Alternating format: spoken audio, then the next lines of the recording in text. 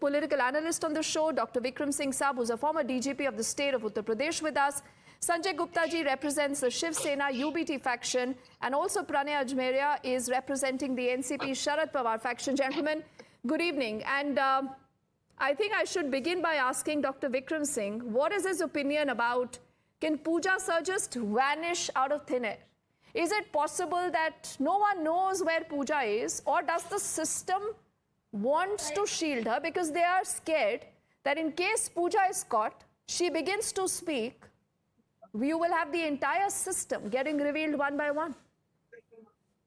Deepti ji and gentlemen, good evening. It is not possible for Puja or any government servant to go underground or do the vanishing trick. She is in the payroll of the government, and there's a system of 2 attendants per day. 2 attendants in 24 hours, one morning and one evening.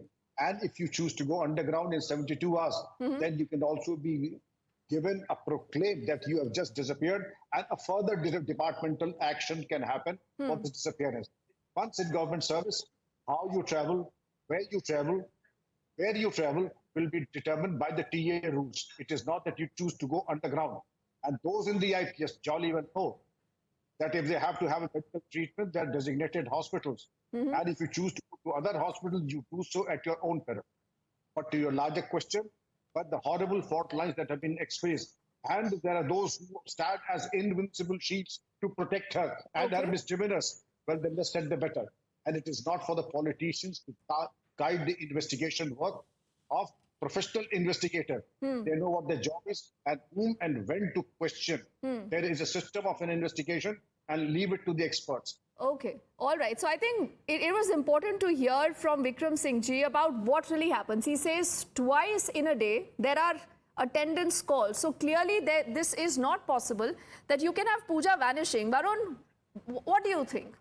I mean, isn't that an obvious question to ask, that can Puja just vanish out of thin air? No one is concerned. The Pune police is saying phone kar rahe hain, phone ka jawab nahi aa raha hai, phone band hai, kya kare? See, this is clear case of failure of Pune police of not being able to, track her. Absolutely, they should have done that. Collector had complained. It was the collector who had complained first about her behavior. The Pune collector, the Pune police should have been there and should have tracked her movement since the day it was. So, Varun, who's responsible? Let's begin by fixing accountability. Who's accountable? I'm coming to it. Right now, to be honest, here the Pune police and the Pune police commissioner, Amritesh Kumar, is responsible for a very simple reason. Can't the chief minister intervene? Absolutely. But who has to tell the chief minister about it? Who has to tell why should the chief minister not be aware that something like this is happening? I mean, Puja is a case that has been tracked by the media more so by Times Now every day. Dipti, you and I are, have been journalists. I have been a journalist for a very long time. We are completely aware that our politicians are dependent on these bureaucrats to tell them, these IPS officers to tell them. And that is, you pointed out a very, very valid point before you started the debate. Is it the fear that many other IAS, IPS officers, which are, the skeletons are tumbling out right now? Yes. Is that the fear that most of these bureaucrats and most of these IAS, IPS officers are not taking it? But Varun, all the more reason then for Eknath Shinde to act. Remember, there is a big Maharashtra election. People are watching, and this is a test case. Or what will happen?